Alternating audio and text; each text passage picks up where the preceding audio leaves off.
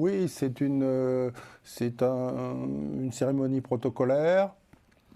Le président a prononcé un discours qui, à mon avis, ne restera pas dans l'histoire des discours politiques, parce que c'était quand même un sacré exercice de langue de bois. Voilà, j'ai écouté d'une oreille assez distraite, je ne m'attendais pas à grand-chose, et de ce point de vue, je n'ai pas été déçu.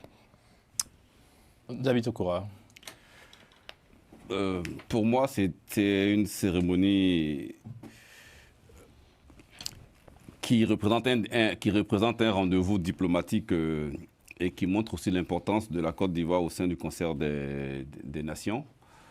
Et contrairement à ce que certaines personnes avaient annoncé, on a vu que tout le monde entier, les grandes puissances occidentales en tout cas, que ce soit la France ou les États-Unis, ont été représentés à un certain haut niveau de représentativité, ce qui montre que la Côte d'Ivoire compte au sein du concert des nations, comme je le disais.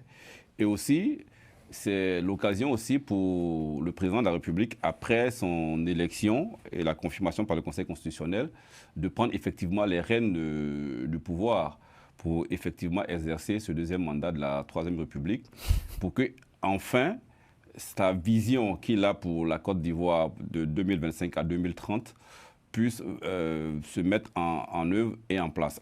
Et surtout dans son discours, contrairement à ce que Norbert disait, et je n'attendais pas moins de lui parce que c'est un fervent opposant au président de la République. Je ne sais pas ce qu'il a comme grief contre la Côte d'Ivoire et contre le président de la République. Il suffit de poser la question. Et donc puis, après, il n'y a aucun problème. Après maintenant... il suffit de poser la question, mon cher. Non, vas-y, il a pris des notes, il ne faut pas faire voir ça mouiller. Président Jean-Paul Leroux, s'il vous plaît, vous ne voulez pas sur votre langue.